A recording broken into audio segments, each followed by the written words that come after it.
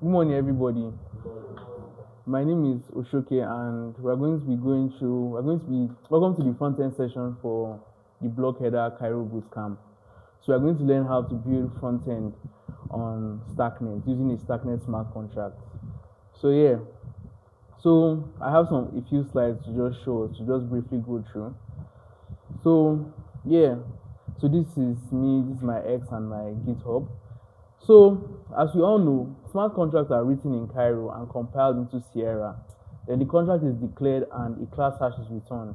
As we've all known from the previous Starknet, from previous classes, the class hash is now deployed and the contract address is now returned. After deployment, an ABI is exposed. I don't know if you guys have spoken about ABIs before.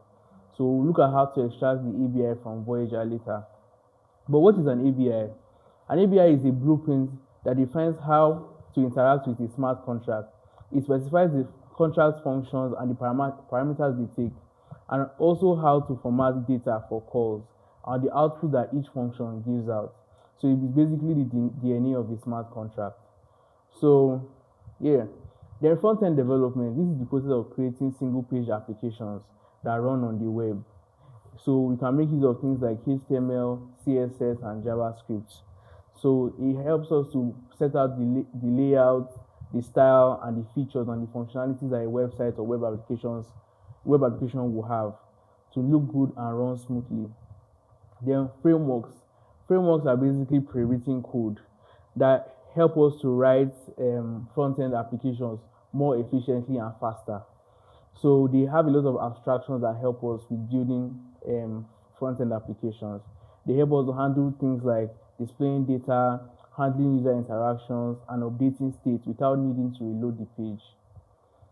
So the front-end libraries that we're going to be using to interact with the smart contracts that are front-end, we have some libraries such as Starknet Rust, that's for Rust applications.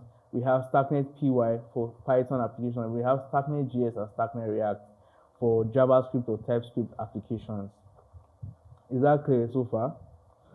So yeah, Starknet JS, this is basically a tool that helps developers to connect their dApps to the Starknet network. It enables easy interaction with smart contracts, such as sending transactions, getting information from the blockchain. You know, as you all know, in our smart contracts, we have both read and write functions, right? So this helps us to call those functions. The Starknet JS is the library that helps us to call such functions. So we have the official link to the documentation on the slide. This slide has been sent on the Discord, so you can click the link and you go directly to the documentation. Then we now have Starknet React also. It's also a library that provides tools and hooks to interact with Starknet, making it simple to connect users' wallets, fetch blockchain data directly from React components, and so on. So the documentation is also linked in the slide. For the coding session, we have some things that we need that you guys might already have. We need code editor, Node.js, an RPC provider URL, which I'm going to show you guys how to get here. So you also have the contract address and the contract ABI and starter code, but we'll not have any starter code in this session. So the RPC provider is what helps, is like our communication layer between our application and the Starknet network. So it just helps us to call functions in the contract. So that is what it is. So now let's go into the live coding session. So what we just need to do is you just need to create a new folder, and just call it block header front end, right? So today we're going to be building something basic just to show us how to do the basic things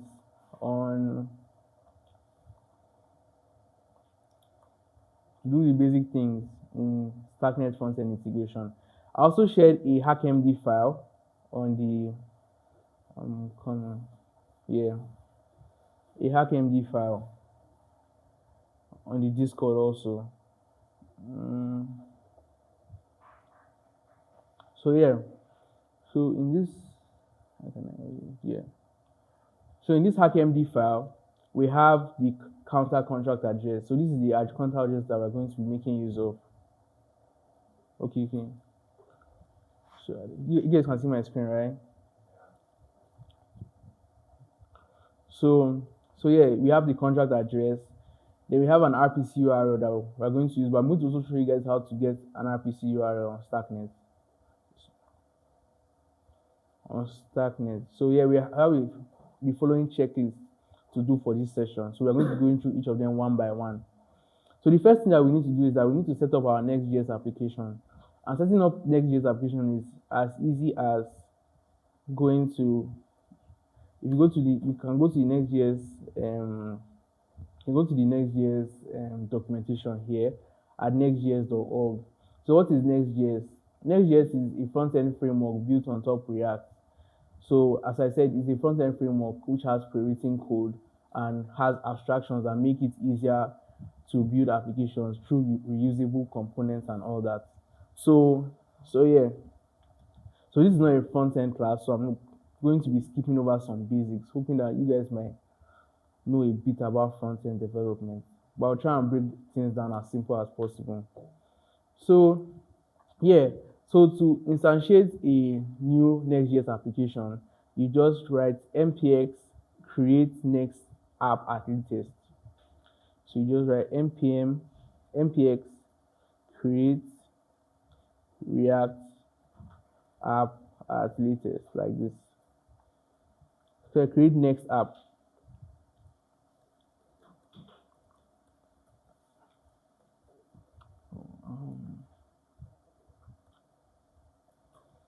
Create next app at latest.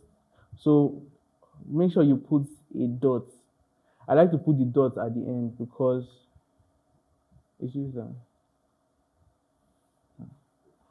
Okay. So I like to put the dot at the end because it instantiates it in the current folder. No folder is created. A new folder is not created again. So by putting the dots here, so we just click enter. npx create next app at latest. So would you like to use TypeScript? You're going to be using TypeScript, yes. Linter, which linter would you want to use? I'm going to use none because I have Prettier installed already. So, and there's no really need right now. So Tailwind CSS, yes. SRC directory, no. App router, yes. Turbo pack, yes. I think this is the last one. So look at it. We're going to make use of TypeScript. We're not using any linter. Tailwind CSS, yes. SRC, no. App router, yes. And turbo pack, yes. So yes, then import alias, no. So that's all. So this installs all the dependencies that are needed for this application. So you see, as I mentioned, frameworks provide us with pre-written code. So these are like the pre-written code. So this is just like a scaffold of a Next.js application that we have ready.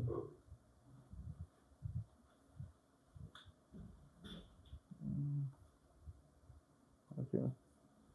So yeah, we have our packages. Installed. So if I spin this up, you easily just run npm run dev. So this spins up the front-end local server. So it's on localhost 3000. So you go to localhost 3000. So you see this is our basic application. So it just has some info about Next.js and all that. So yeah, so inside our app folder here, you see an app folder here. You go to page.tsx and we can easily clear out all this code here. So basically what Next.js makes use of things called functions. So they make use of things called JSX. JSX components. The components are basically functions that return JSX. So JSX is a combination of both JavaScript and HTML. So to do that, we just run export function. We call this is the root page. So for people that are new to frontend, this might seem a bit strange, but like if you just take up some basic front-end courses online, maybe on Udemy, it can be like very easy to follow through on. So this returns a function. So this returns a function. So sorry, this returns JSX, as I said. So JSX is basically HTML and JavaScript combined.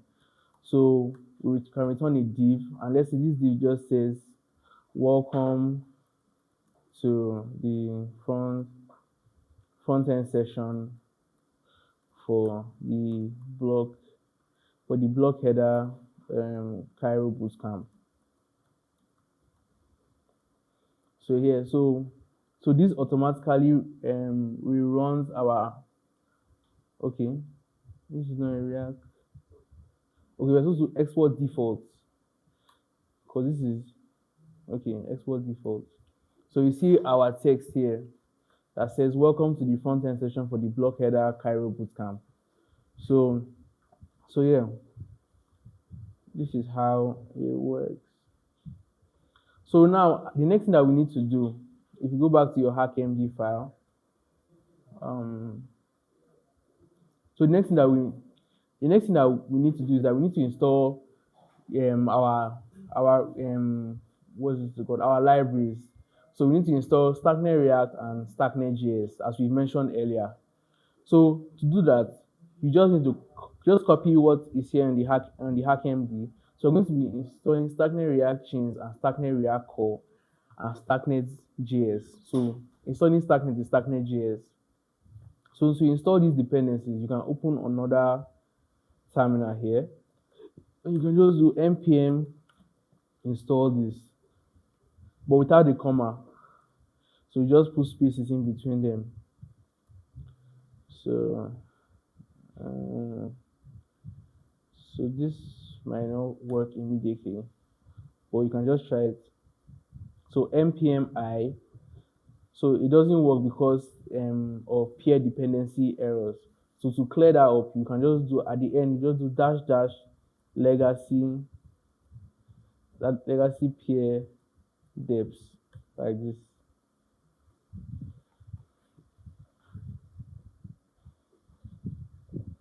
So we have an error. Okay, so it's because I put Starknet as capital letter, so this will be small letter here. So it's case sensitive. So npm I, Starknet React Chain, Starknet React Core, and Starknet legacy peer deps. So you just click enter.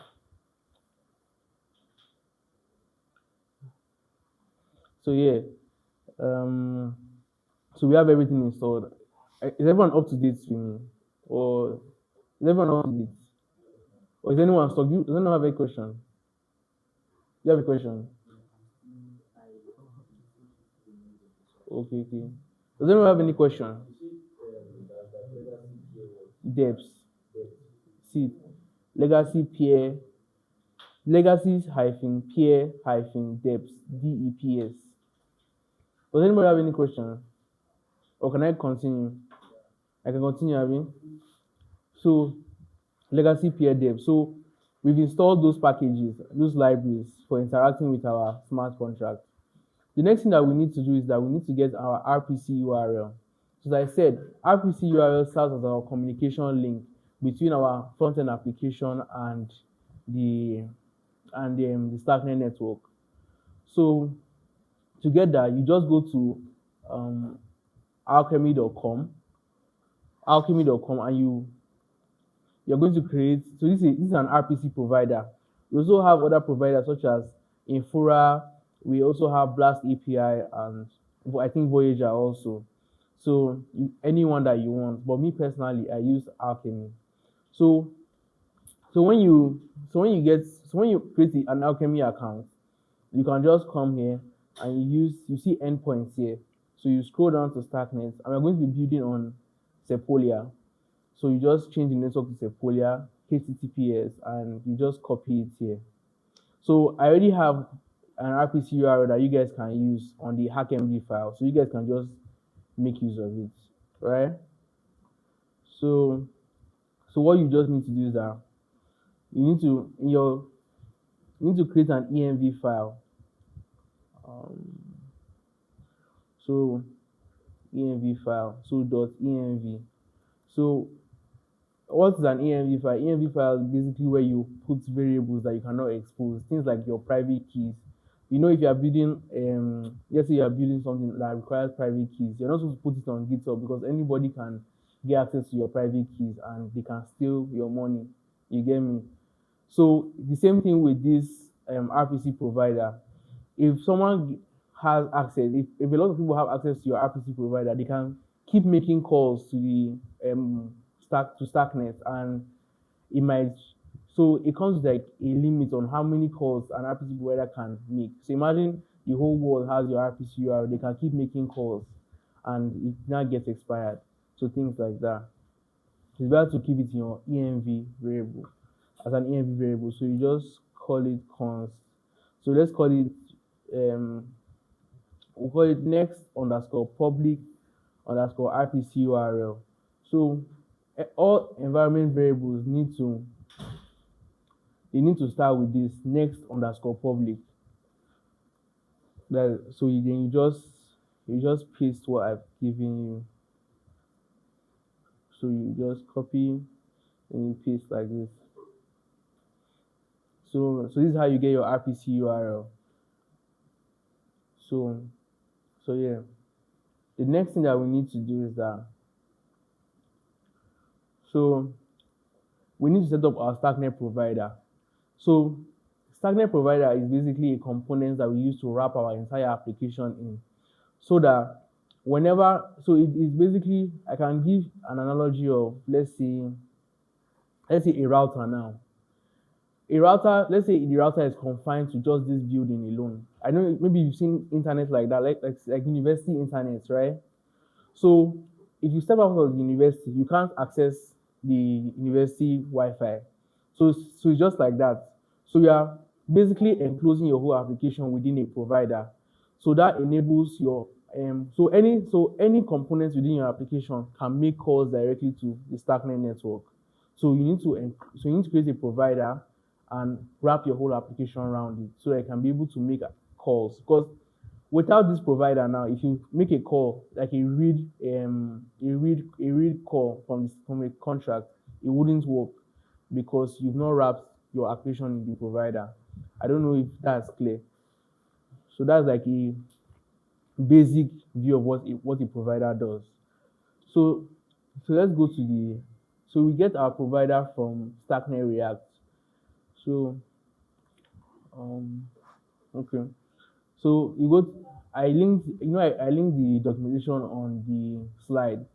So in Starknet React, you have under the get started, you see that we've already done the installation part where we've installed Starknet Reactions and Starknet React Core. So we need to configure the provider. So yeah.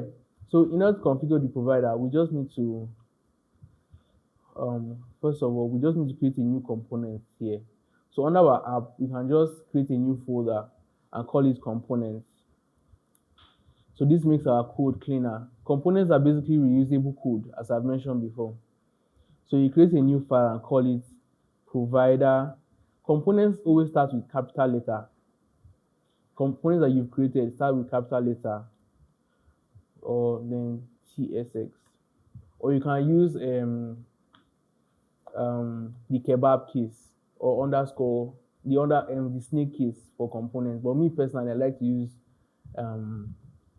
Pascal, capital letters. So you have to create your component. So you do export default provider like this. So provider is just like any other component that we mentioned before. It's a function that returns JSX. So function provider. So this returns. So it's supposed to return something called. It's supposed to return something called Starknet config. So Starknet config like this. So Starknet config is also a component that is gotten from Starknet React. So you see it automatically imports here Starknet config. So and it has some props. So props are basically what I use to add more, how do I explain props now? Props are basic. They use it to configure your components. So to add more flexibility and make it more dynamic. So it takes in chains first of all. So the chain that we're going to be using for this application, we're going to be using Sepolia, the Sepolia chain, which is also imported from Starknet React, right? You can also do comma mainnet if you want your application to be in mainnet. So mainnet is also imported from Starknet React. So Sepolia like this. Yeah, do we have an error? Okay, it's supposed to be an array. So the next thing that we need is a provider. So as provider, so this is where we can specify our provider from Alchemy. But if you don't have time to create like an account, you can also make use of the public provider. So public provider is basically when you want to do like small developments. So you can't really make a lot of calls, but you can make enough calls using the public provider. If not, you can use so if you want to use the public provider, you just import public provider from Starknet React and just call it here like this. But if you don't, but if you want to use your own personal one from Alchemy, you can just call JSON RPC provider, which is also imported from Starknet React, and it's a function that you have to pass in an object that has an RPC value, which is a callback function. So you can just, this might look a bit complex, but so now we now have passing the node URL. So the node URLs, we've saved it in our env file. So you just do process.env dot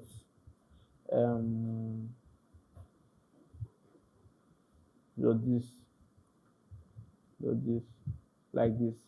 So this is how you make use of your own provider, either from Infura, Alchemy, or Blast API.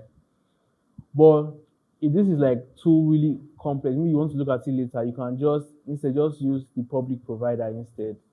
So you just call public provider like this. Well, yeah, but if you want to be like an application that people want to use, you have to use your own RPC URL.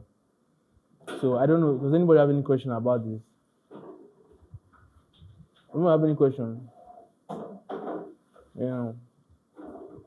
Since there's no question, the next thing that we need is our connectors. So we need to set up connectors. So I don't know, you guys know the Starknet wallets that we have? Ready and Bravos. So that is what connectors basically does. It sets the connectors that we want to use for our application. So normally on normal applications, if you want to log in or sign up, you use things like your Gmail, you can use GitHub, you can use username and password. But in Web3 dApps or Web3 applications, you make use of your wallet. So your wallet serves as your identity. So you need to set up connectors. So you can use either Ready or Bravos to connect to your application. Those are the default, but there are other ones too. So to do that, you just, in documentation, you see the connectors code, or let's just write it together. So we have const. So it returns an object, and we are now destructuring it. So we call it connectors is equal to use injected. So this basically just returns the default applications, the default connectors. So this is a function that has an object. So we have the first attribute is the recommended. So we are going to, so this is where we specify the wallets that we want to use in an array. So we want to use Ready. So we import Ready from Starknet React. So Ready, and we're also going to use bravos also. Um, um, okay. So ready and bravos, right? The next thing that we need is include recommended. So this include recommended basically hides recommended connectors if the user has any connector installed. So so basically what this include recommended does is that in case maybe you personally in your browser you don't have bravos or agents installed, it is now going to show you recommended connectors for you to connect to or install. So include recommended only if you don't have ready or bravos in your browser.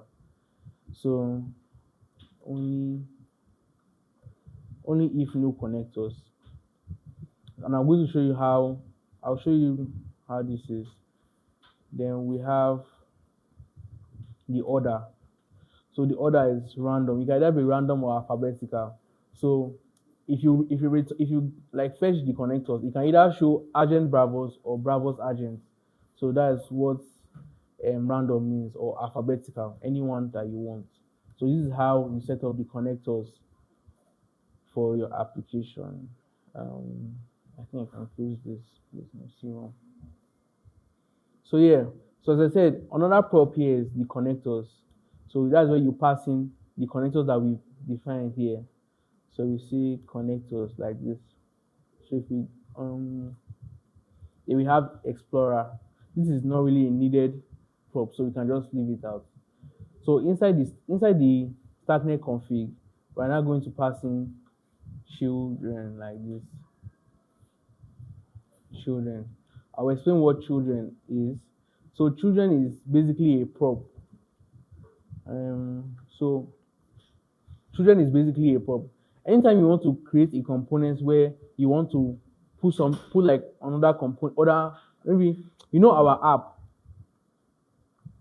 This page.tsx here is our whole application. This is our application. So and we want to put this application inside that inside this provider function, right?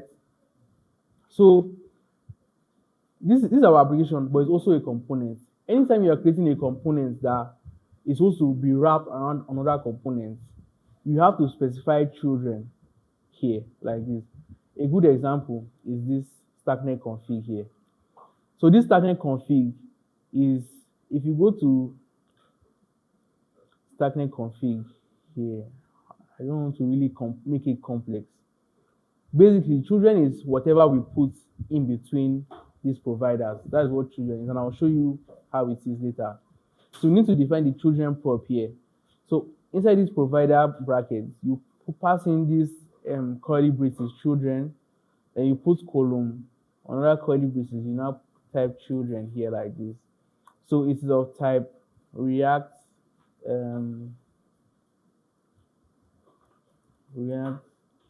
dot React node right here. So yeah. So I'm going to be using my own RPC URL.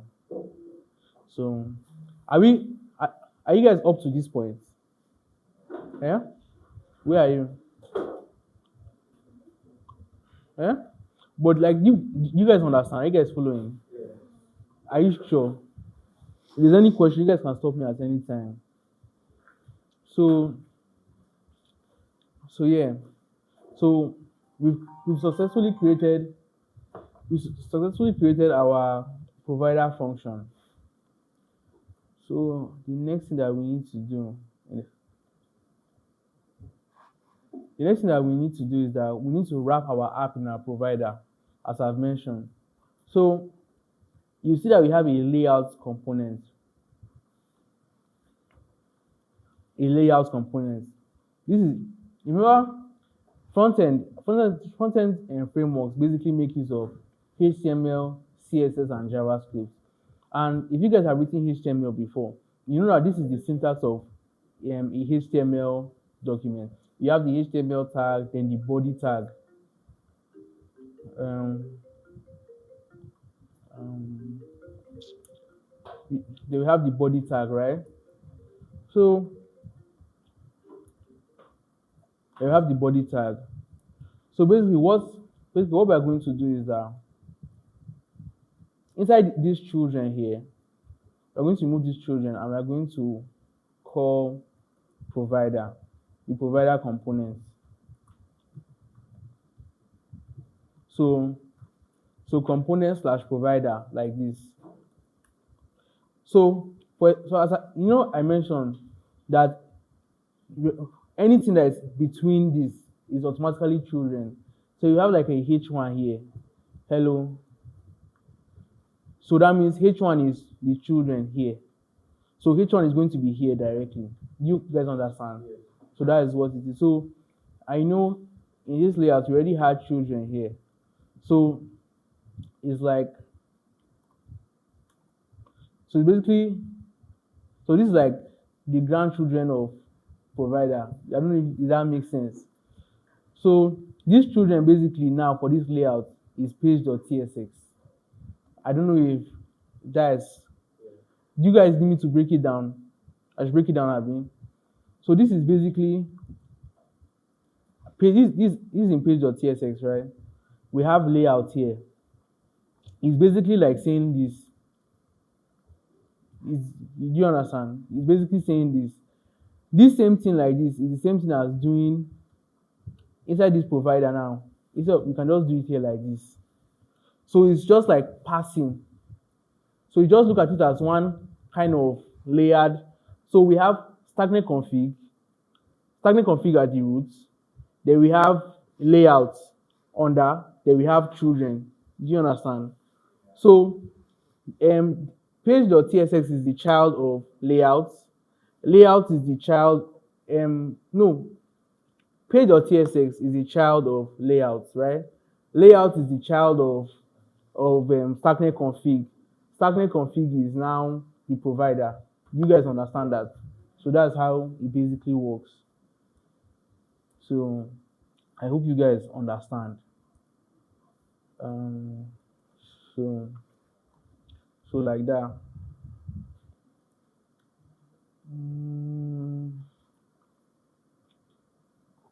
So yeah.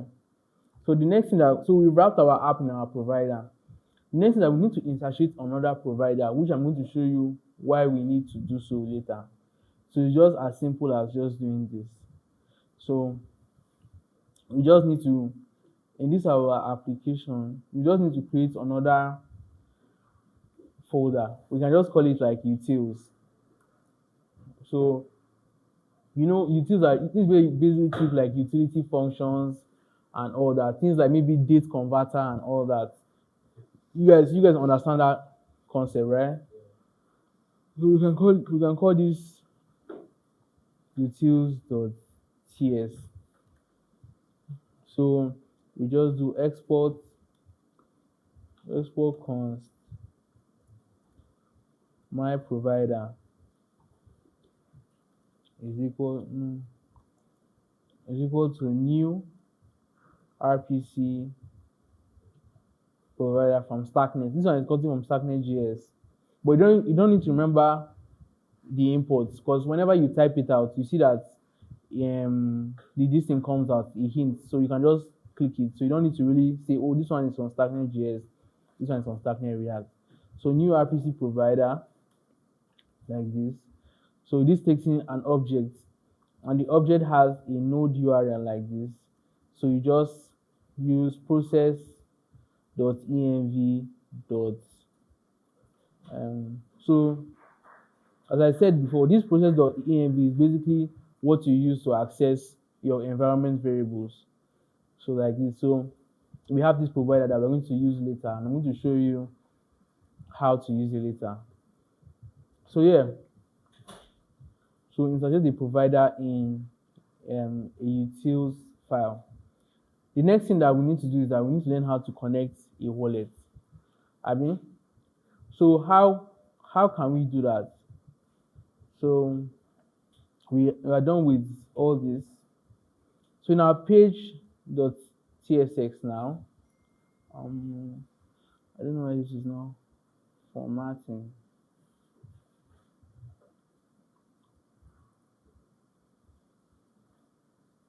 Okay.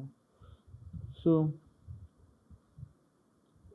yeah, in our application now, we can just remove this. So we can have like a nav tag. So at the end of the nav tag, we need to have like a button, connect wallet, like this. If we go to our I think, okay, so provide we're making use of a hook here. So we need to there are these things called client components in Next.js applications. So you guys can read about that. So we just basically need to just type use client up here. So and that works. So we have this button connect wallet, but it doesn't even look like a button. So you can add some styles using Tailwind. So Tailwind is a mobile first styling framework. So instead of CSS, we have Tailwind. So Tailwind gives us like a predefined set of classes that we can easily use instead of creating a brand new CSS file. So you can just do like something like py2 px5. So this gives like a bit of padding. Then we have like rounded MD like this. Then we can give it a background of, let's say, y, and we can give it a text of black like this. So you see that we have our button here already. So in our application, we can also, in our nav, we can also give like a bit of padding here. So py3 px, let's say 80 pixels like this. So this is just basic styling. Then we want to move this button to like the right hand side. So you can just do like flex, justify, end like this. So it's here. So we have our connect wallet button here, cursor pointer. So here. So whenever this button is clicked, we want to display a modal, like typically, because we don't want to go to a new page. We can just like display a modal. So for us to display a modal, we can just sharply create like a new. So I'm just going to be like speeding up because this is not a front-end class.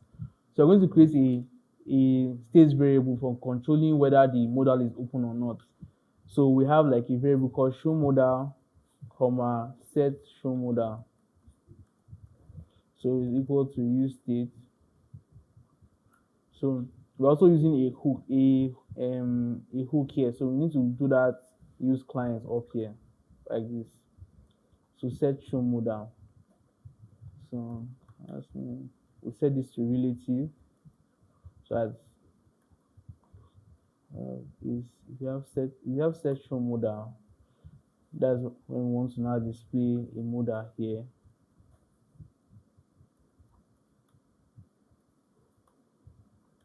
So this div will have a class of absolute. Okay, this is the show modal here. So initially this is going to be false. So absolute insert 0 bg black bg opacity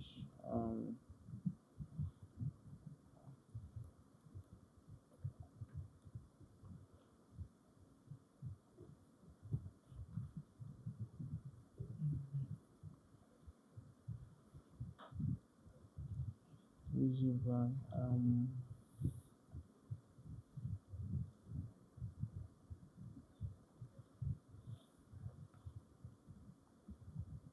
like a backdrop blur. Then we have flex, justify center, item center, page 100 page. So these are just classes. These are just classes provided by Tailwind. So here we can just have something basic like let's do h3 connect your wallet now. So whenever this button is clicked, we want, yeah, want to set show modal to be true. So yeah, so let's see. So you see that we have we have this. So then let's set on click want to set show modal to be false here. But then we need to now wrap this whole thing here. So now see class on click e dot stop propagation like this. So yeah, then yeah. So anytime we click like the outside part, it's always going to show. You guys get, yeah. So to show that this model is really open, I don't maybe you can use like white or so. Um,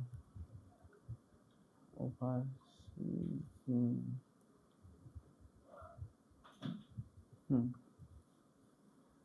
Mm. What's the class for setting background opacity? I think opacity is like for the whole thing, right? It's going to even blur the text, but that one does not really matter because you don't really need to make it fine like that. So we just do like you can just do black, or you can just find like a lighter shade or something. Oh, it's not really a problem. So we have connect wallet. So let's try and make this bigger. First name, text, 2XL, margin bottom 4. So connect your wallet now. So this is where we now need to now display the wallets that are available for us, right? So we need to make use of those connectors. So we have a hook from Starknet React called use connect. Use connect like this. So this returns an object. As you all know, Starknet has been upgraded. So the providers have to upgrade alongside with Starknet. So that's why we're having that error. We're having that error. So to fix that, we just needed to downgrade. I just downgraded my versions. So yeah, so we're going to make use of Starknet React Chains version 3.1.3 and also Starknet React Core version 3.7.4. Then Starknet JS should be 6.11. So that's what we're going to be using. So one key difference is that as of this time, Agent had not rebranded to Ready. So we're making use of agents inside the recommended wallets instead of Ready. So under layout, so back to what we're doing. So you can see that now we have our images showing already. So we can just make this smaller. Let's see, which should be like 40 pixels. So we can continue. So for each button, we want a PY of 2, PX of 5, a background of white, rounded, 100 MD. So so so then we have text black. So yeah. So in our providers, we can get info such as, yeah, we have the name, and we just basically need the name. So we can just have a span here and we can just write connector dot name. So we don't need this. So if you go back, you see that we have this um, items, item center, font medium. So we have this, right? Justify center. Mm-hmm. So we have these two. These are our connectors that we're going to be using. So whenever these buttons are clicked, what should happen? So what we basically do, I'm going to just do something quickly here. By default, I don't know. Cursor is not set to pointer for buttons. I really don't know why. So whenever these buttons are clicked, we want something to happen. So what we just need to do is that in each of the buttons, we need to just add an on-click event handler like this. And whenever any button is clicked, we want to call this use connect returns. Use connect also returns a function called connect. So connect is the function that actually connects your wallet um, to the application. So basically, we just do connect open brackets. We now pass in the connector like this. So connector also to just clear this up, we just need to just use that connector type that we used earlier. I guess no. It's supposed to be it's supposed to pass in an object. So connector. I know you guys know that this thing, like since they have the same name, there's no need to pass in the second one. I can just do it like this, right? So connector. So yeah. So if you click here and let's say you want to use, I think I'll use my Bravos. It now prompts you to open your Bravos wallet. So you just type in your password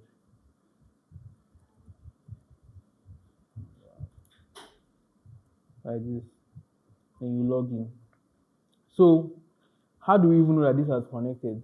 So we need to set um, so then we need to now call that cruise. So set show model should now be what false after it has connected. So we connect to our ready. So say Bravos. So we already connected, but it's still showing this connect wallet. So we need to change that up a bit. So the way we can change it is that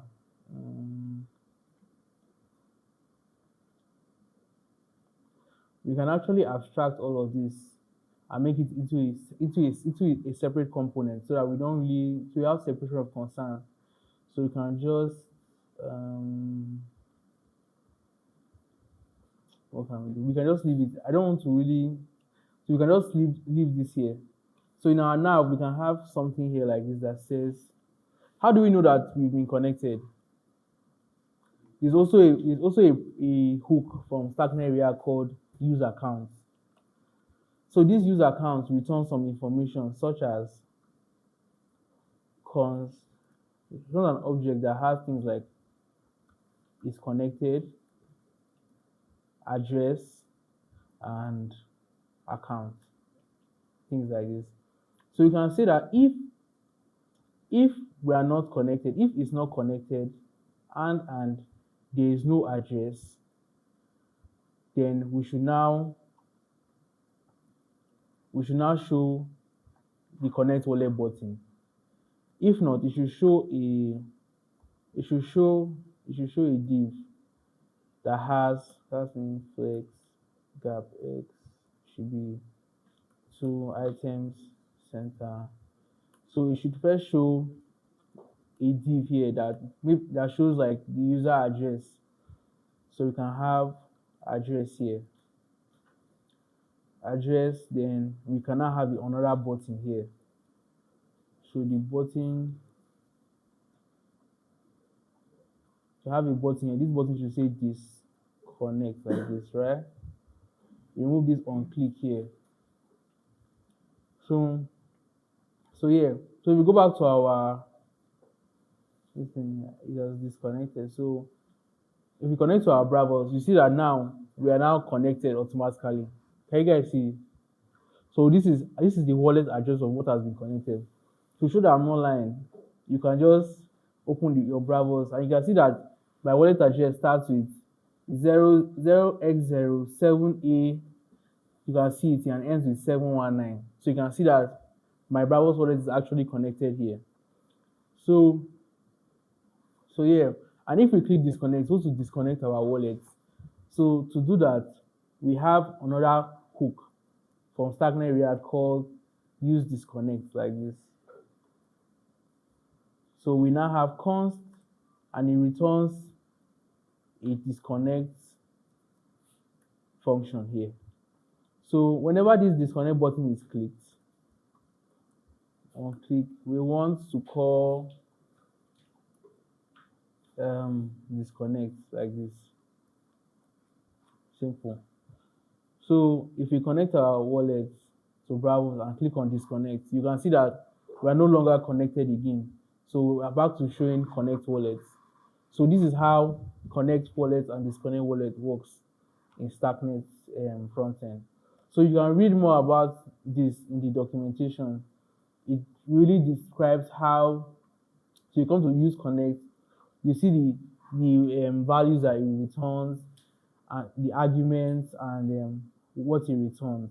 So it returns a bunch of stuff here, so you can actually like look at it and play around with it.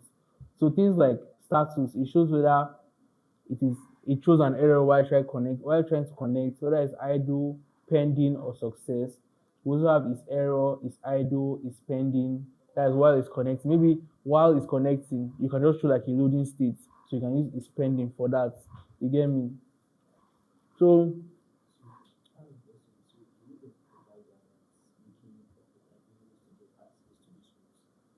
to these hooks.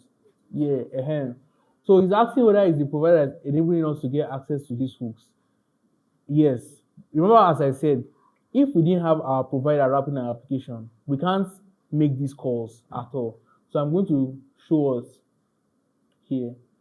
So if we go back to layout and just have Ctrl X here like this, and we try to do all that, you see that use Starknet must be used within a provider or Starknet config. You understand? So you see, we can't make calls to the Starknet network without wrapping our entire application in it. So in case you run into errors like that, you know what caused it. So yeah, so we are back here. So we are done with connect and disconnect. Does anybody have any question regarding it? Is it clear? Okay, so the next thing that we need to work on is the use balance hook. How can we get the balance of our wallet that is connected? So use balance hook. So let's say in our page, inside our nav, we also want to show another div here. I think we can make this more presentable. So let's say slide 04.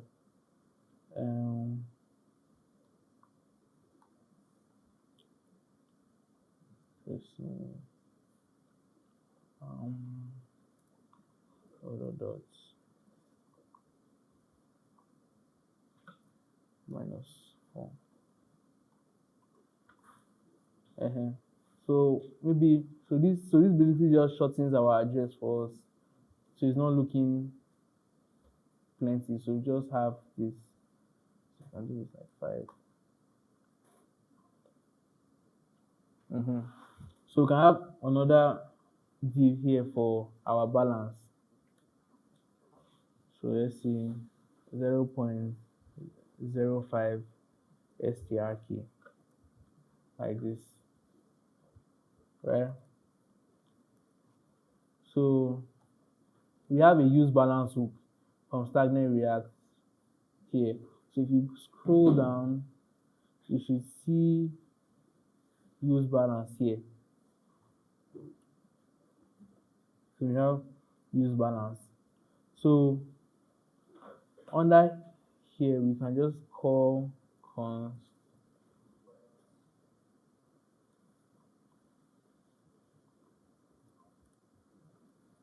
should be equal to use balance. So use balance takes in an address.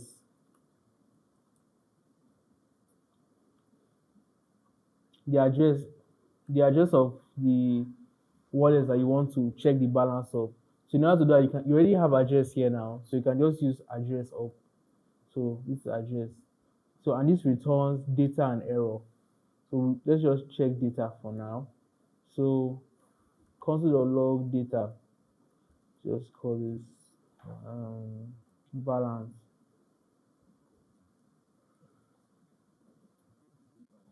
So if you inspect and we so balance failed.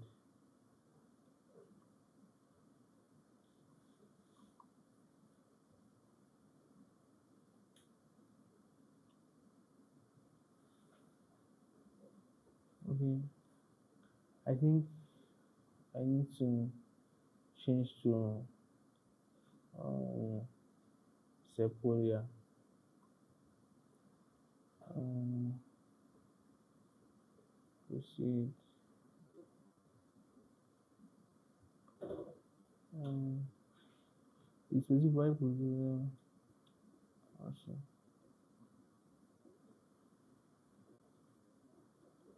I'm coming.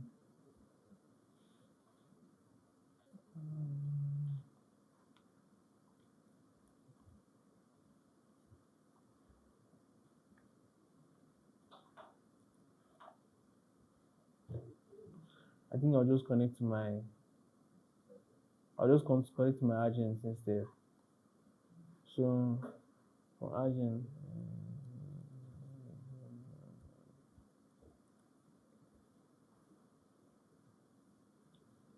so agent is here. So Korea. Okay. So if I disconnect and I connect to my ready, so we have this connected already. So perfect. So let me see what this returns for our balance.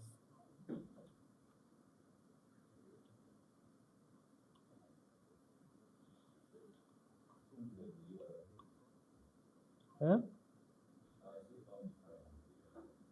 yeah, it's because of this versioning.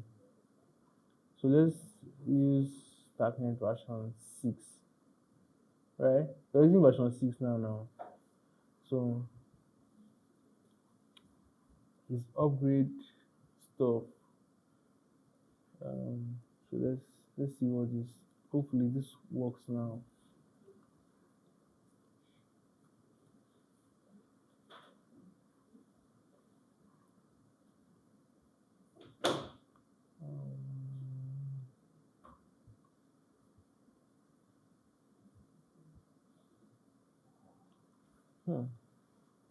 Okay, yeah.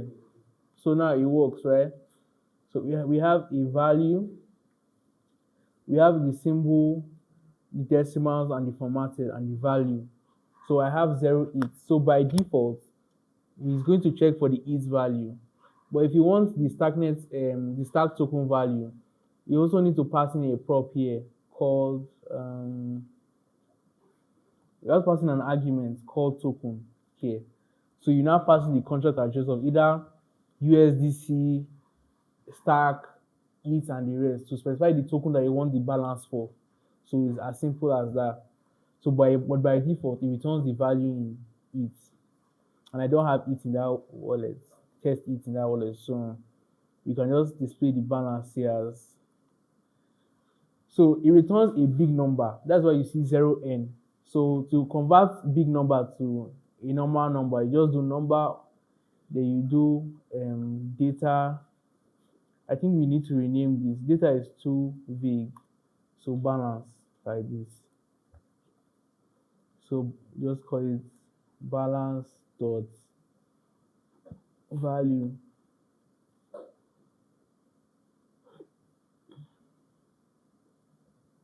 Okay.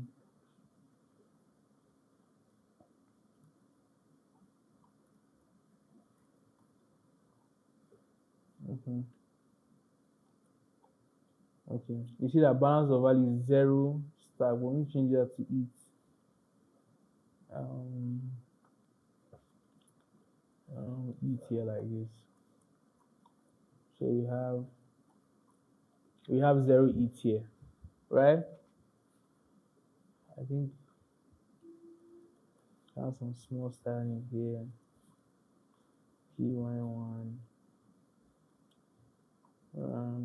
PX3, rounded, full, BG, B7, B7, like this.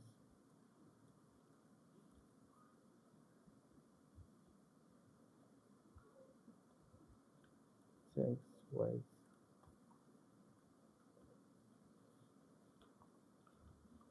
so on, font, bold. So yeah, so far we learned how to connect, disconnect, and get balance. So the next thing that we need to do is we need to learn how to get a contract ABI from Voyager. So I maybe you guys might know how to do it, but I'll just refresh it. So we already have a contract address up here. So we just copy it and go to Voyager or StackScan. Voyager.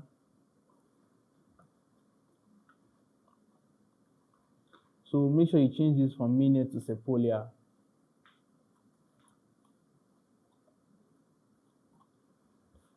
Then you now put in the contract address here. So in this contract now, if you go to read contract, you can see the read function that we have here, get count. So this returns the current count. So this is going to be like a high figure. It's currently at 1,229. Then we have the write function. We have decrease count and increase count. So you have to pass in an amount. So you want to decrease by 1, increase by 10. So you have to pass in an amount. So these are the functions that we can call from this contract. And as I said, the ABI is basically the DNA. So from the ABI now, the front end is able to know what type of functions are available, the arguments of such functions, and the output of such functions. You get me? So to get the ABI, you go to code, then you see contract ABI. So you just copy it here like this, right? So you just need to put it in your app. So in your app folder, you can just create a new folder and call it ABI. Then you create a new file called counter ABI dot ts. So you do export const counter ABI is equal to this. So yeah, so you put this is of type ABI from, so you can either import the type from either Starknet or Starknet React. So I'll put it from Starknet React. The import is nowhere, so just do it from Starknet here. So I'll type ABI. So this is the ABI. So you can see the implementation of the ABI, the interface. So you have this function called increase count. You can see the inputs. It takes in an input of amount and is of type U16. Then we also have the output. It does not return anything. Then we have whether the state mutability is an external function. The same thing for decrease count, takes in amount. It does not have any outputs.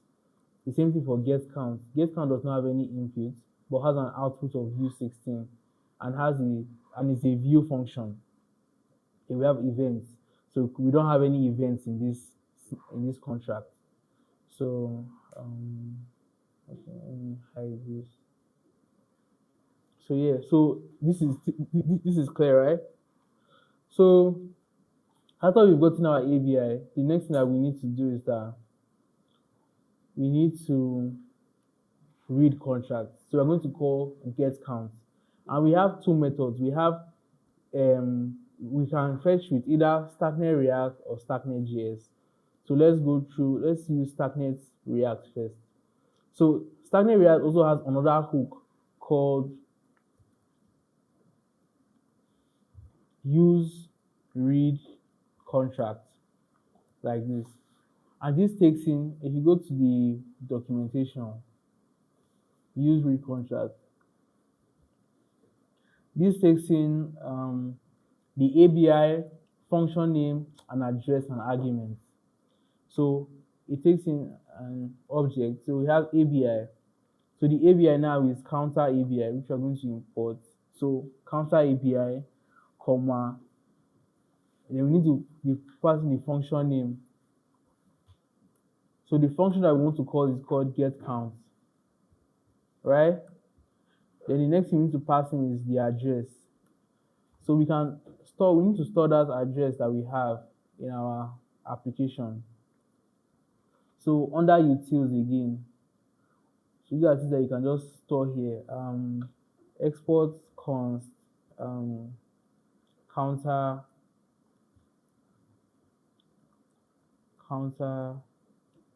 CE should be equal to, so we just save this here. So the address is counter CE.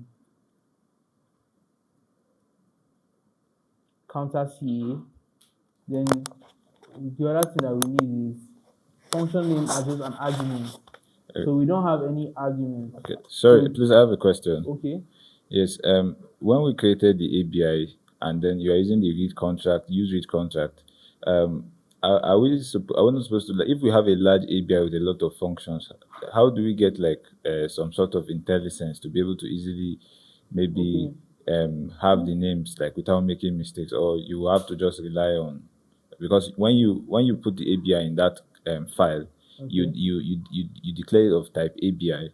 So I thought it was supposed to help us to giving it that name is supposed to help us when we pass it to the use contract hook, supposed to automatically give us some sort of intelligence. I don't know. Oh, Yes. as for the, first of all, the ABI part that you talked about, that's the ABI. This is that type is just to basically say that, oh, what we are assigning to this variable is of type ABI. So ABI is basically an array of objects. So that's just what it does. As for the intelligence part, I'm not sure there's anything like that, but maybe there can be like extensions that can read through your ABI and actually get the functions for you. But I'm not sure of that. So it's something I have to like research and check. So that's what it does. So yeah, so for arguments, we don't have any arguments for this function, right? So we are going to just have an empty array. So what does this return? It returns data error. It also returns things like the reset status, is error, is pending, is success, fetch status, or is fetching. So we're going to look at a couple. So we have data, first of all, that we can rename to count. So we can call this count. We have I think it's loading. It's called is pending. Is pending. We can rename this as count is loading. They also have a function called refetch. So we'll say we'll name it to refetch count, like this.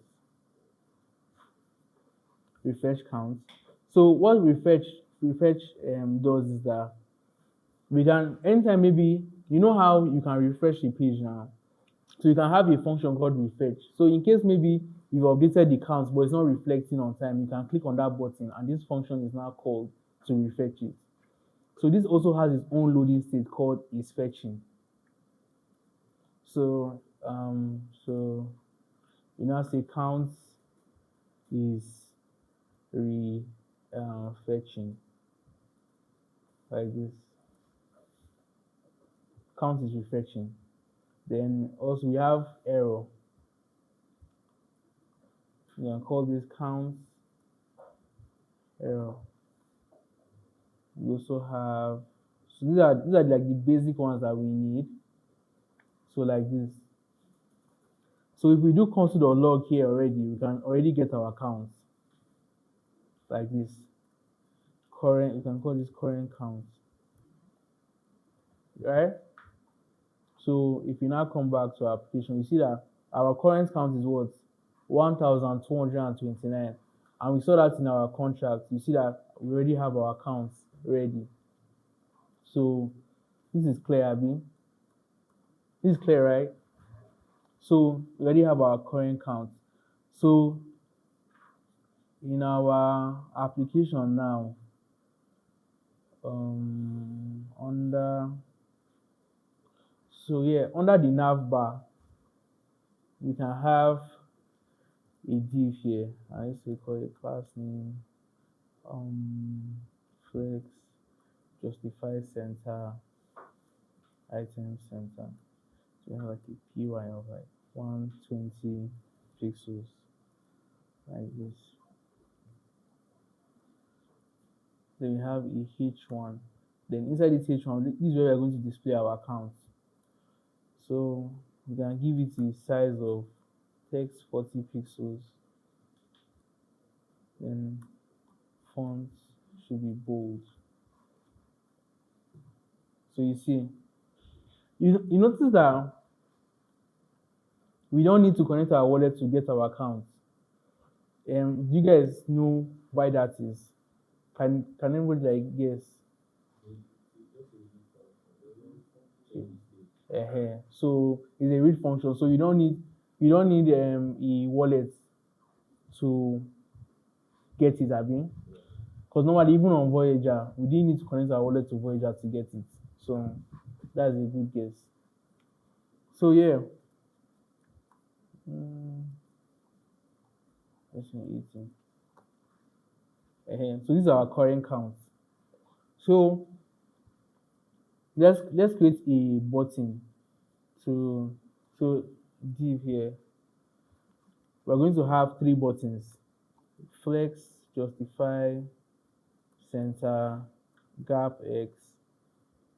So the first button we are going to have is increase count. Increase count.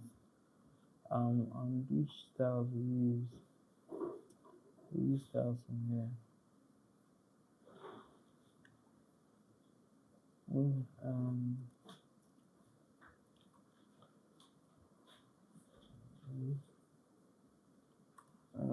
Let's call. Okay, we have increase count. Then we're going to also have refetch count. Then we're going to have decrease count. So let's give this a height of 120 pixels.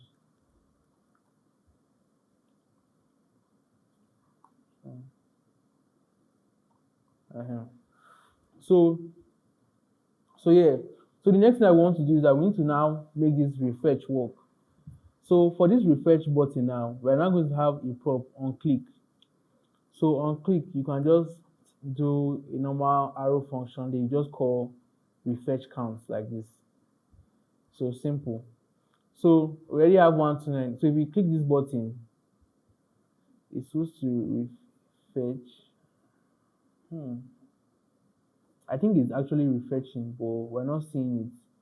So let's add some loading states to make sure that our stuff is working. So in this, where count is supposed to show, if is loading, if count is loading or count is refreshing, we want to show loading count like this. If not, we should just display count directly, right? So in the beginning, if you refresh, you see loading counts, Abi. If you refresh, it's still loading counts again. So you can see that it's actually working. So I don't know, is that clear?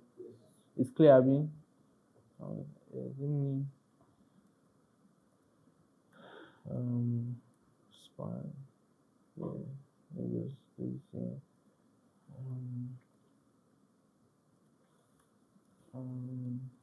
Text, this, font, normal.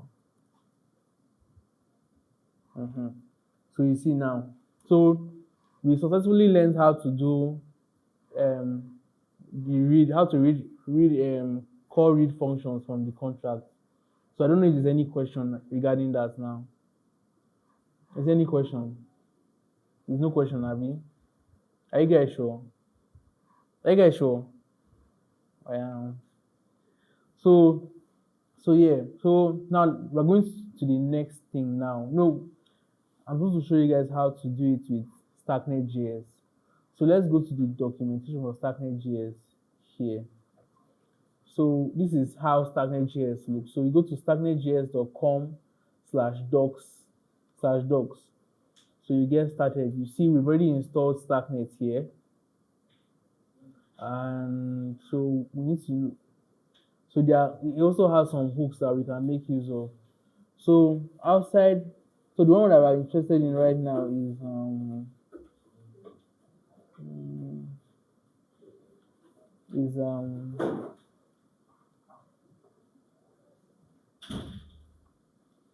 was okay, interact with your contract. So we have, so this is how we read. So the first thing that we need to do is that we need to instantiate. So with Starknet React, it gives us specific hooks that we can reuse anywhere in the application. But the difference with Starknet.js is that it gives us something that we can use instantly. So it's not a hook. So we have to create a function here. Let's call it function get count. So for Starknet React, we need to use the use read contract at the top level of the code, like every other hook in front-end development. But here, we need to create it like wherever we need it. So we have function get count. So the first thing that we need to do is that we need to instantiate our contract. So the way you do, you just do const counter contract is equal to new contract. So contract from Starknet.js. So new contract, we're now passing the ABI. So you pass in counter ABI, comma, the address and the provider. So remember that provider that we've instantiated before. That's why we now use it here. So the address is counter CA. Counter CA. Then our provider. So just see my provider here. So this is our contract.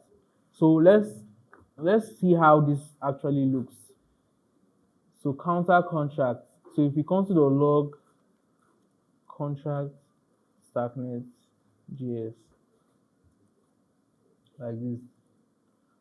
So get count. So instead of so we're going to create, so instead of this refresh, let's just use this on click. So let's call get count here.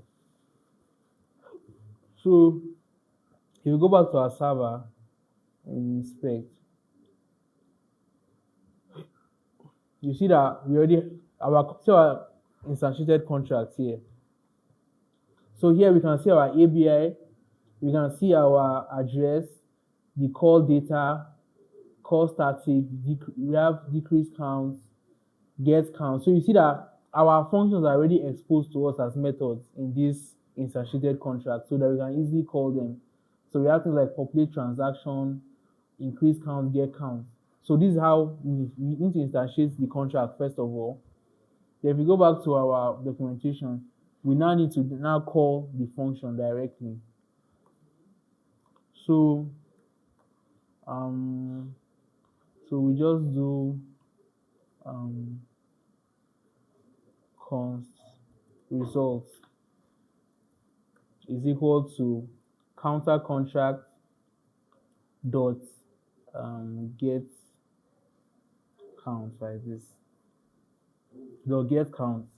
So get count does not have any argument. So this is just how it is. So we now do CLG results. So if you go back and we fetch, okay, you have to await. Sorry. So this would be an asynchronous function. So you await here. So console. So you see that we've gotten our value here, 129n, right? So that's how we do it with Starknet.js. So as you create more applications, you know when to use the Starknet.js version or the Starknet React version. So I hope this is clear. Is this clear? So this is how you get um, it with Starknet.js. So you can see that Starknet React one is like kind of better because you get loading states out of the box and you have your refresh out of the box. But here now you need to now create your own loading states manually. But there are instances where this method is actually needed. So that's how you can read with Starknet.js. Can we move on? Oh yeah, now. Okay. So yeah. So I also made the code here in what's it thing called? Yeah, in the MD file. So I also did something here dynamically called the function. So we are going to check if that function is actually part of the contract. If it's not part of the contract, if that function is not part of that contract, it's going to throw this error. Function this does not exist on the contract. So this is just a safeguard to make sure that you are calling a correct function. So that's how you do it. So now we're going to the next thing, how to write call write functions in a Starknet app. So we're going to make use of Starknet React first. So I'm going to comment this out so you guys can use it later.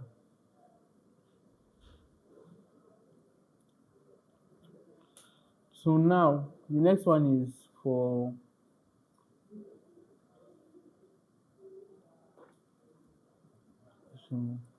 so we have use send transaction from Starknet React. So this returns some things that we're going to look at in a bit. So we need to see what the arguments that we need to pass. So it takes in an object.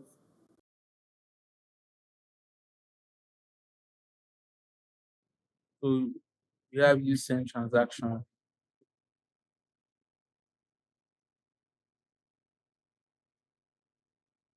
Mm,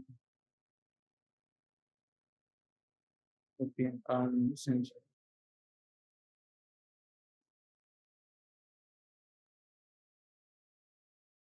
Okay. So there's also use call. So use call and use read contract, they do the same thing, but whenever you have arguments in a read contract and you don't want to go through the process of having to convert, in JavaScript, you make use of things like number type, string type, but in Starknet contracts, we use U16, U8, FL252. So if you don't want to go through the trouble of having to manually convert it before calling the function, you can use read contract. But if you want to do all those stuff yourself, you can use call. But most people just use read contract. So yeah. So we are going to use send transaction. So we have so it takes in a calls value. So calls. So call is basically the call that we want to make to the contract. So we need to define our call. So the way you do it is that you have to confirm that you have a contract. So we need our contract instantiation. So we can either instantiate our contract using use contract from Starknet React or the method I showed you before. So I'm going to use this method so that you guys will see the two. So let's do this here. So use contract. So the ABI is counter ABI. Address is counter C, like this. Counter C. This is the contract. So we have to make sure that we have a contract and let's make sure we have contract and a contract address before the call is constructed. If not, it's going to always throw errors.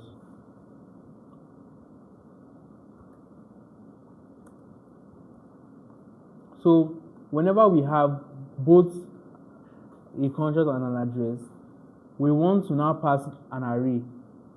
So in this array, you're going to call contract. Remember that we had a populate what's called method when we instantiated a contract. So contract will populate. Then it now takes in two things. It takes in the function that you want to call. So we want to call increase count like this, right? Then comma. It now takes in an array of variables. So it takes in one variable, which is amount. So let's say we want to pass in, let's say we want to increase counts by 1, like this. So yeah. Then if that is if we have both contract and the address. But if there's no contract and address, we want to pass null. So not null, undefined like this. So you can see it better like this. So use send transaction takes an object that has calls. So calls is basically an array of the call that we want to make. So first of all, we need to check whether we have a contract and a contract address. That's when we have contract or populate, increase count, and the arguments. If not, we have undefined. So this is how it is. Then it returns two things. It returns multiple things, but we're going to look at send, and we have error. So this send, we can rename it to increase count like this. Increase count. Here we have error. So increase count error. Increase count error. Increase count error like this. We also have other variables such as we have send and send async.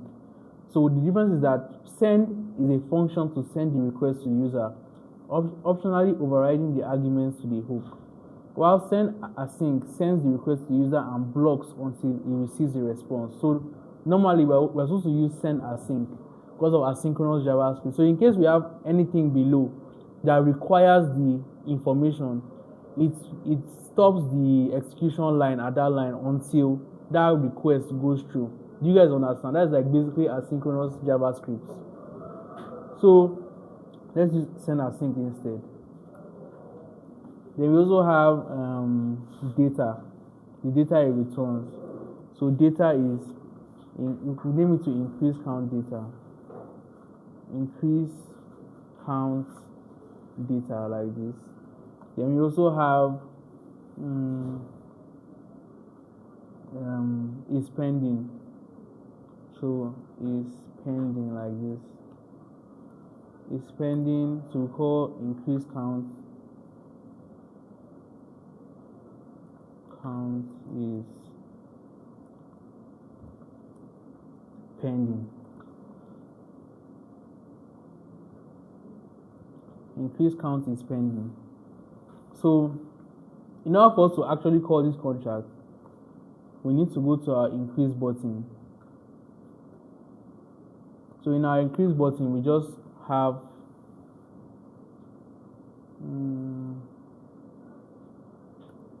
we have on click like this.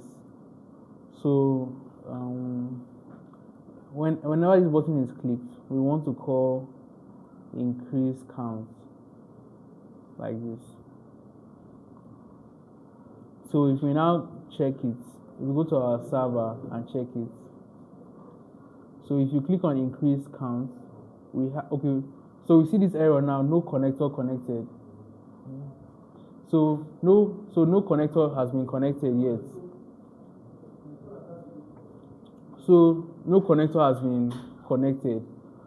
So because of that thing that we mentioned earlier, so we need to now connect our ready. So ready like this. No.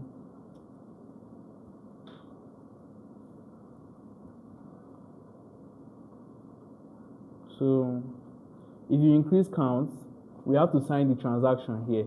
So you confirm. So you can see why we need that refresh counts button. So if you click on refresh count, you see that our value has increased.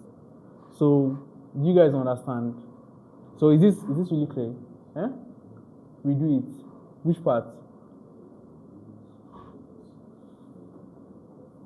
Huh? Okay. So you basically click the button. So then you click confirm. So this is where you sign the transaction through your wallet that has been connected. So you click on confirm and you refresh counts. So it takes some time to load.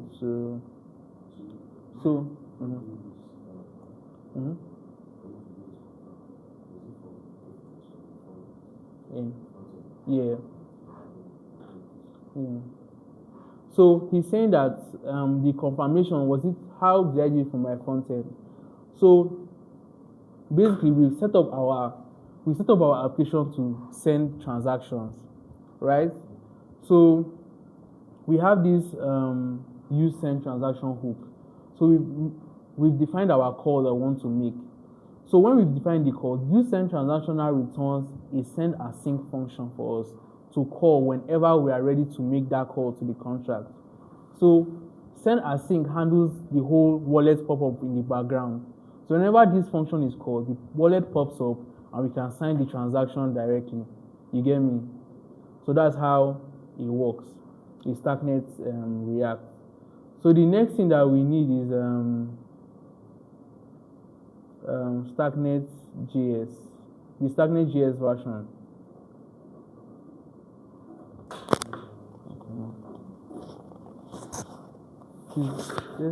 Just give me one. Okay, you have a question? Yes. So, like this use transaction, is it like, does it mean that the wallet has to be connected for you to call that one? Unlike the way you use read contract, is that the difference? Like use read contract, you don't need to connect the wallet, but when you are using use send transaction, the wallet has to be connected. Yes. So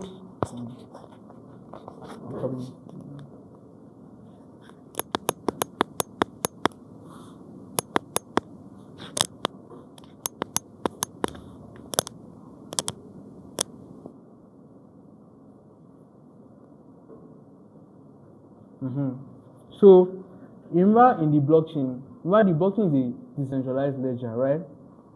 Where is transparent, meaning that everybody can read so long as you have internet access. So whether you have like a wallet or not, you can read information that is on the blockchain. But writing is something that has to come from somewhere.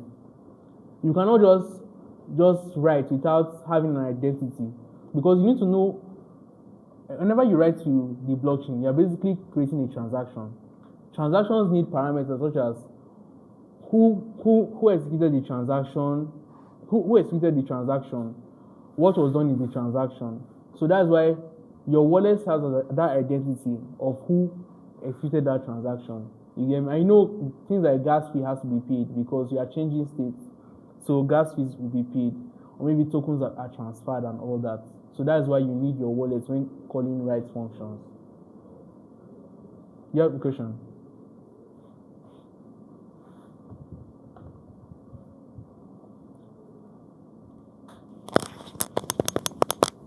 All right. Please, I need to clarify something. Since you said anybody can read from the blockchain, right? That means once you make and they said everything on the blockchain is a transaction.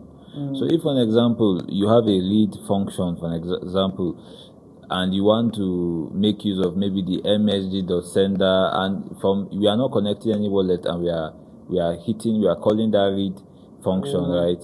So what, for example, let's say you want to read the caller's address, for example, and you want to use it in the read function too. Okay. Yes. So does this mean that if, and since you said anybody can read from that from the contract, who in those situations? Yes. So it's not really good practice to use msg.sender in read functions because of what I've said earlier. So the best thing to just do is that, so for example, if you want to call balance off in a ERC20 contract, you know, if you're calling balance off, you notice that the argument is caller or address. You understand? They could have used msg.sender, but it's a read function. So that's why you have to pass in the address that you want to get the balance of. So that's how it works. So you don't use msg.sender in read functions. So you actually pass in the address that you are interested in as an argument. So that's it. So I don't know if there's any other question. Is there any other question? So do you have any question? So there's no question. We can move to the Starknet. So we're going to move to the Starknet JS version. So we have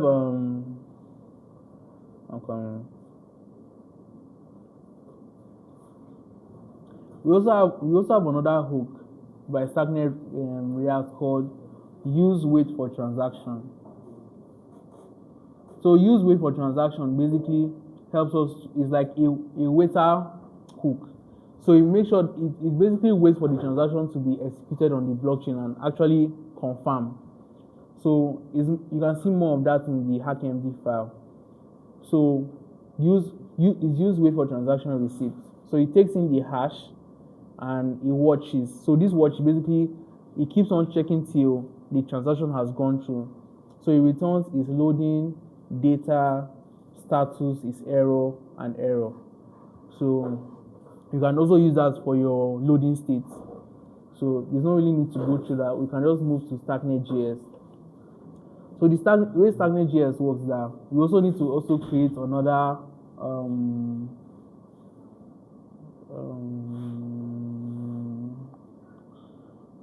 okay.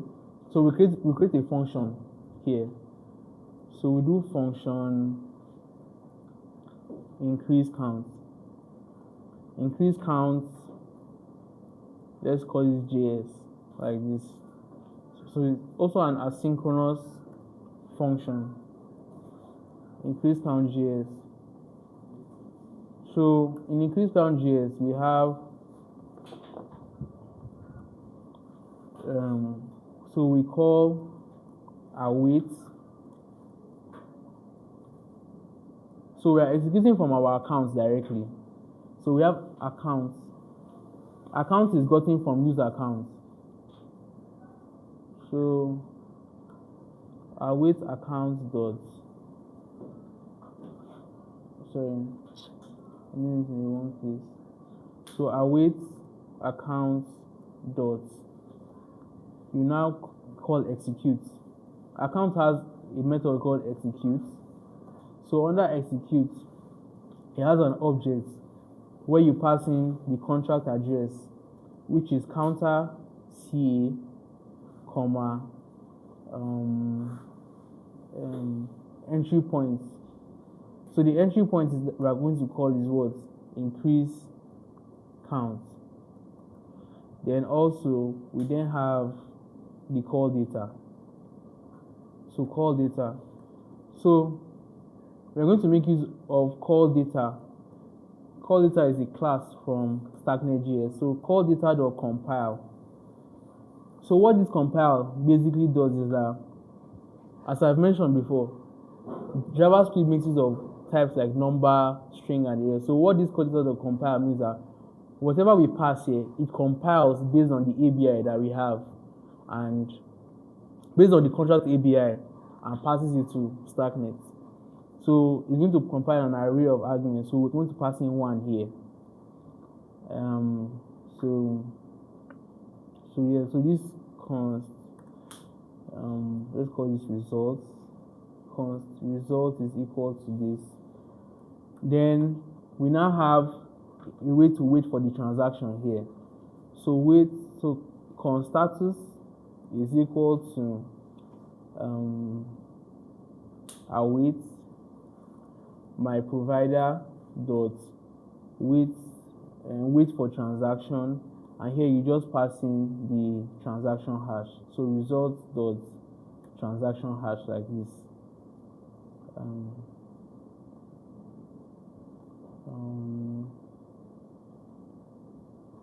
You're saying that I'm assignable to total type big numberish. So let's just do this as string. So yeah, so you just let's console.log results and status and see what happens. So increase count JS. So let's call it here.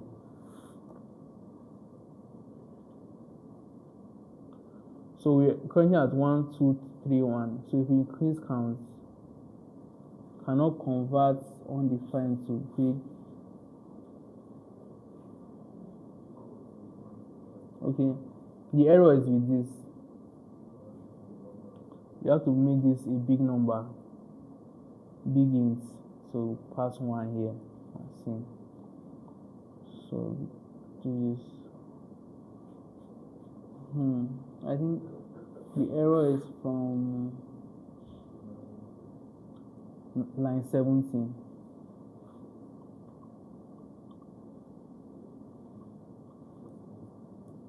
Line 17. So I think this is the issue. So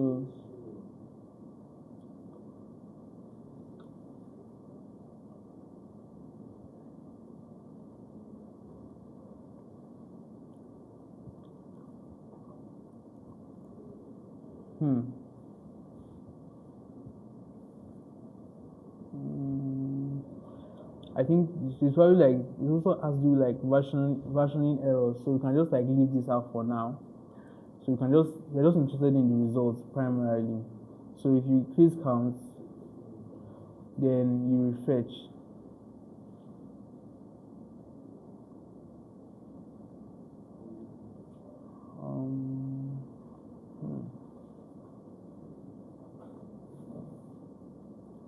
Okay, we've not connected our wallet, so you just have to remember.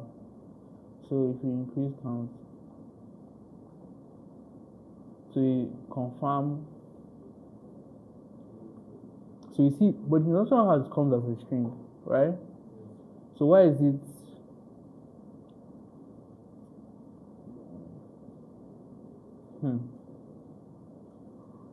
So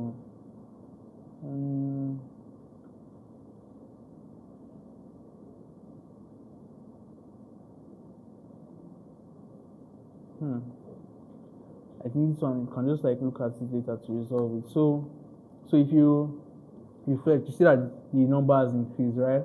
So this is how you call write functions using Starknet.js. So I don't know if there's any other question regarding this. Is there any question? There's no question, I mean. So I think the next thing we're supposed to do is have no paymaster. So OT is going to take this on Monday because we're running out of time. So have no paymaster. What have no paymaster? I'll just give you rundown of what it does. So Avenue Paymaster, what it does is that in situations where you have applications where normally applications now, if you notice when we are signing transactions, we could only use Stack to pay for our transactions. Let me give an example. So if I increase count here, you see that the gas fee is in Stack, right? There's no way to change it. But what if somebody has a wallet now that has only it, or has only USDC or USDC? You get me? Or USDT.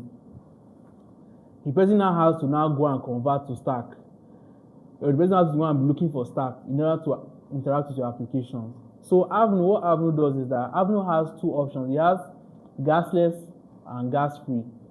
So what gasless does is that it enables your users to be able to pay for their gas fees using any token of their choice instead of the native token, which is Stack.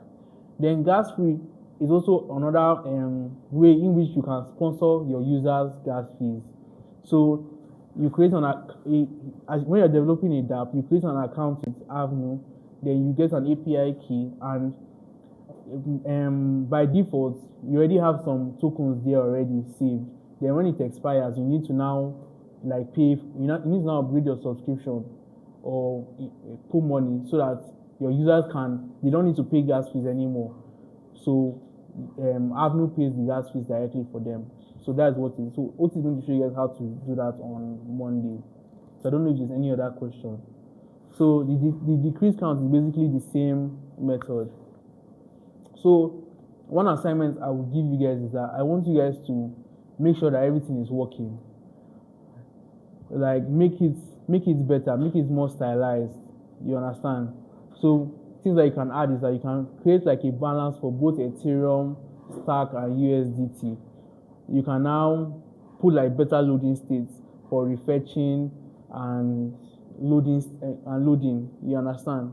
So this is one assignment I'm giving you guys. So you guys should go through all the hooks here. Try to use the ones that you feel like may be needed. See what each and every one of them does. Also go through the Starknet JS docs to see what it's all about. You understand? So that's how it works. So I don't know if there's any other question before we close. I understand this, but I'm more used to Next. No, I'm more familiar with Nox. Using Nox. Okay. So I don't know if there's any way this can be used with Nox, or I have to learn React and Next all over again. I'm not really sure about that, but something that you can just look up and see if you can use it. I've never used Nox before, so I cannot really see it. Okay.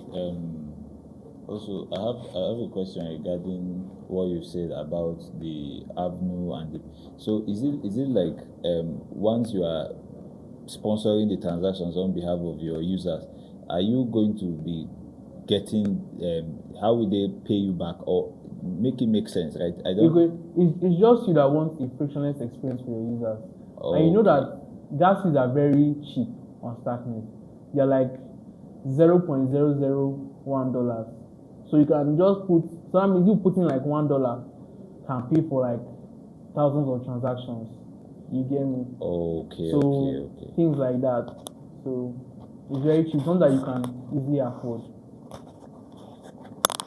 So is there any other question? Okay. When you mean frictionless, right? Let's say you are building, is it for certain, let's say you are building an application that requires them to maybe make payments or do something regarding that. Is it that you can be able to still use that to what context do you need frictionless those solutions for? Yes. Okay. For example, games. Imagine that you have a game now. For someone to play your game now, they need to now be putting tokens inside, and maybe your auntie does not even know anything about tokens. So because she does not have tokens, she cannot play your game. So you can now sponsor gas fees. So if you give her the game, she does not even need to know anything about Starknet, anything about gas fees or anything. She just play the thing and she'll be enjoying it. So Avenue is now in the background sponsoring those transactions. Yes, sir. Okay, no problem. So, okay, for example, if you are building a game, and I will feel like in a game, most people will be updating their things will be updating their high scores, so there will be like rights as well in those kind of situations. Does this mean that, and from what you said, the user needs to have like a wallet, yes, an account connected for them to do right. So when the user is it like you have to be signing transaction every time? Yes, so because of the rights, because of they are also going to be doing a lot of rights. Okay, so there's something called cartridge. So I think part of the curriculum is learning how to build what's called on-chain games, fully on-chain games.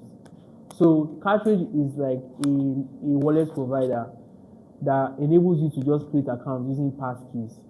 So so the way it works over the head is that once you have a cartridge game, once you just log in with cartridge, you create a passkey account. So anytime you just log in with your fingerprint or face ID. So immediately you enter the game, it's going to show you all the transactions you're going to be executing in that game. Then you just execute it once. So while you are playing the game, it just executes automatically for you in the background. So that's under fully on-chain games on Starknet. So cartridge is also, so in those games they don't use things like Ready or Bravos, they use cartridge or controller.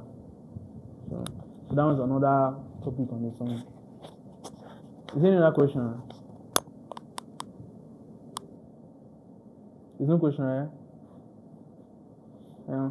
So thank you guys for coming today.